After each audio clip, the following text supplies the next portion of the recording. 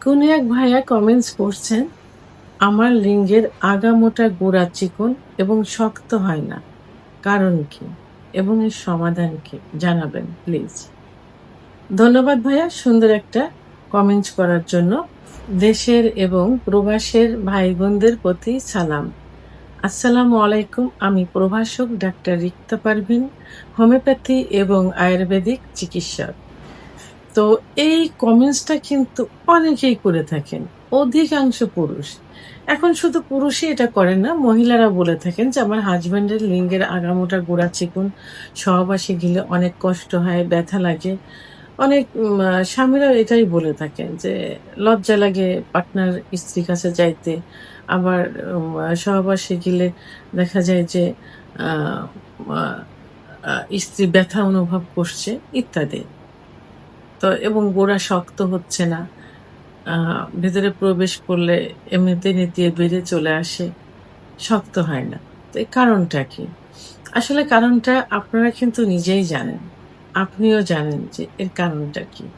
কিছু বদ অভ্যাসের কারণেই কিন্তু এই সমস্যা হয়ে থাকে। আবার কারোর দেখা যায় যে জেনেটিক কারণ থাকে, বংশগত কারণ থাকে। আবার কারোর দৈহিক যে গঠন, স্ট্রাকচার তার কারণেও এটা হয়ে থাকে। তো এভাবে কিন্তু এই সমস্যাগুলো হয়। অর্থাৎ লিঙ্গের ভিতর যদি ব্লাড সার্কুলেশন সঠিক মতো না হয়, অনেকে বলে যে যৌবনের শুরুতে ভালো ছিল, বাট এখন এই সমস্যা হচ্ছে। এটা কেন হয়? যৌবনের শুরুতে অনেকেই অধিকাংশ পুরুষই এখন কি করে থাকে? হস্তমৈথুন করে থাকে। আ এই হস্তমৈথুন করার কারণে লিঙ্গের ভিতর কিন্তু কোনো হাড় নেই। আছে কি? মাংস আর রক্তনালী। এই রক্তনালী অর্থাৎ যে ভেন, এই ভেনের ভিতর দিয়ে যত রক্ত চলাচল করবে, লিঙ্গ তত বড় হবে, মোটা হবে, শক্ত হবে।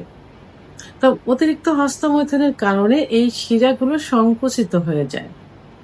যে কারণে লিঙ্গ আ আগামোটা, গোড়া চিকন ইত্যাদি হয়ে থাকে। আবার অনেকে বিছানায় ঘর্ষণ দিয়ে বীর্যপাত করে থাকে। বিছানায় ঘর্ষণ দিয়ে বীর্যপাত করলে কি হয়? লিঙ্গের গোড়ায় অসংখ্য শিরা থাকে। এই শিরাগুলো অনেক সময় লুজ হয়ে যায়, অনেক সময় বেশি প্রেশার দিলে চিরেও যেতে পারে। কারণ লিঙ্গের যে অগ্রভাগ থাকে এর এর মা এটা কোল বালিশের উপরে কিন্তু এটা পড়ে। কিন্তু এর ভরটা, এর প্রেশারটা পড়ে কিন্তু লিঙ্গের গোড়ায়। একটা গাছে যখন একটা ঘরে যখন প্যালা দেওয়া হয়, যেখানে প্যালা দেওয়া হয় বাঁশ দিয়ে, সেই জায়গাটা কিন্তু কিছু হয় না। গোড়ার দিকে মাটি সরে যায়। অনেক সময় কিন্তু দেখবেন বাঁশটা চিড়ে গেছে, ফেড়ে গেছে। তাহলে প্রেশারটা কিন্তু টোটালি আপনার বাঁশের গোড়ায় পড়ছে, যেখানে আপনার বাঁশটা রাখা হয়েছে। ওই প্যালা দেওয়া জায়গায় কিন্তু কিছু হয়নি। অনুরূপভাবে লিঙ্গের মাথাটা পড়বে কোল বালিশের উপরে এবং ভরটা পড়বে কিন্তু গোড়ায়। সেহেতু এই গোড়া আস্তে চিকন হতে থাকে, মাথার দিকে মোটা হতে থাকে এবং যখন এটা ধীরে কিন্তু প্রকাশ পায়। যখন সহবাসে যাওয়া হয়, তখন সামনের দিকে মনে হয় যে বল পাচ্ছে, গোড়ার দিকে মনে হয় যে নিস্তেজ হয়ে যাচ্ছে। কারণ শিরাগুলো লুজ হয়ে যাওয়ার কারণে। আবার অনেকে সমকামিতা করে থাকে। আল্লাহ তাআলা নির্দিষ্ট একটা জায়গা দিয়েছেন সহবাসের জন্য। মহিলাদের যোনিপথ, পুরুষের পুরুষাঙ্গ। এর স্ট্রাকচারটা কিন্তু সেইভাবেই থাকে। যখন সমকামিতা করা হয়, তখন কিন্তু যে মা আ পেটের যে সমস্ত বর্জ্য যে পাইপ দিয়ে বের হয়, সেই রেকটাম দিয়ে অর্থাৎ মলদ্বার দিয়ে করা হয়। এটার স্ট্রাকচার কিন্তু একরকম না। যে কারণে এটা লিঙ্গের উপরে প্রভাব পড়ে। আবার অতিরিক্ত স্বপ্নদোষ, অতিরিক্ত যৌন মিলন সবকিছুই অতিরিক্ত হয়ে গেলে কিন্তু লিঙ্গের স্ট্রাকচার চেঞ্জ হয়ে যায়। তো এই যে কারণগুলো, এই কারণগুলোর কারণে কিন্তু লিঙ্গের আগামোটা, গোড়া চিকন, লিঙ্গ শক্ত হয় না, গোড়া থেতলিয়ে যায়, ছোট হয়ে যায় ইত্যাদি। স্নায়বিক দুর্বলতার কারণে হয়ে থাকে। পুরুষের যে হরমোন টেস্টোস্টেরন হরমোন কমে গেলে অর্থাৎ ভারসাম্যহীনতা হয়ে গেলে এই সমস্যাটা হয়ে থাকে। তো আ এখন মা মানসিক চাপ, মানসিক যে একটা চাপ থাকে অনেক সময় ব্যবসা-বাণিজ্য, চাকরি, আ আ পরিবারের বিভিন্ন একটা প্রেশার থাকে। আ একটা চাপের ভিতরে থাকে। যে চাপের থাকার কারণে কিন্তু আ সেক্সের কোনো ইচ্ছা হয় না। অর্থাৎ যৌন অক্ষমতা চলে আসে। সেক্স আস্তে কমতে থাকে। এটাও কিন্তু মানসিক চাপ, দুশ্চিন্তা এটাও কিন্তু যৌন অক্ষমতার একটা অংশ। যদি ইচ্ছা না হয়, ইচ্ছা যদি প্রবল না হয়, তাহলে ব্লাড সার্কুলেশনটা কিভাবে হয়? যখন ইচ্ছা হয় তখন টোটাল বডিতে ব্লাড সার্কুলেশন হয়। বিশেষ করে হার্টের থেকে লিঙ্গের ভিতর, তখন লিঙ্গ দাঁড়িয়ে যায়।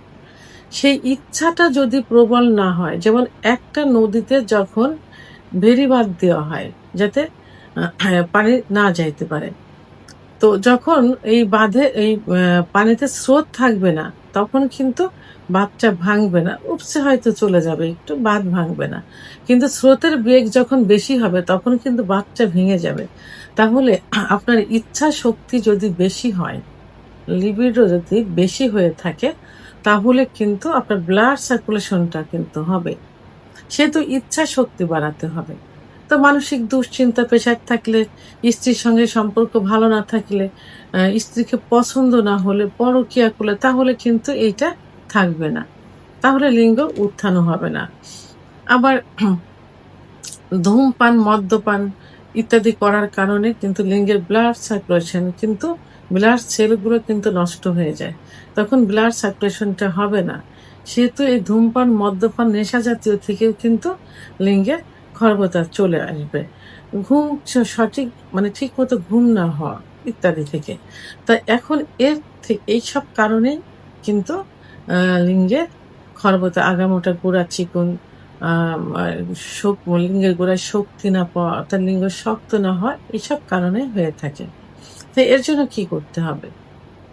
এর জন্য আপনি একজন অভিজ্ঞ সম্পন্ন রেজিস্টারকৃত হোমিওপ্যাথি আয়ুর্বেদিক ডাক্তারের শরণাপন্ন হবেন। কারণ একমাত্র হোমিওপ্যাথি আয়ুর্বেদিক চিকিৎসায় কিন্তু এটা ঠিক করা সম্ভব।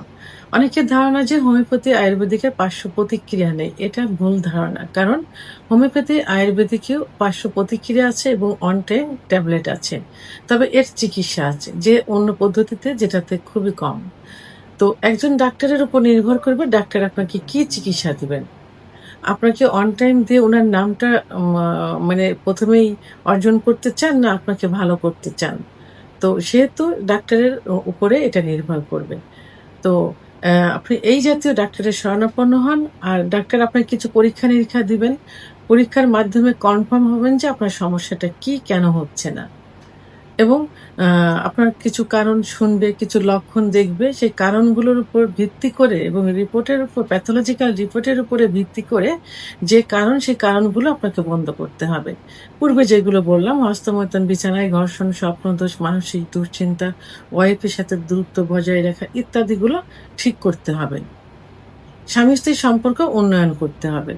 অনলাইনে পাওয়া অজানা তোল বা স্প্রে ব্যবহার করবেন না। পর্নোগ্রাফি দেখা যাবে না। সহবাসে অতিরিক্ত চাপ দেওয়া যাবে না।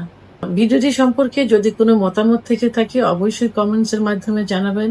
আর ভিডিওটি ভালো লাগলে লাইক, কমেন্ট, সাবস্ক্রাইব করে আমার সঙ্গে থাকুন। আল্লাহ হাফেজ।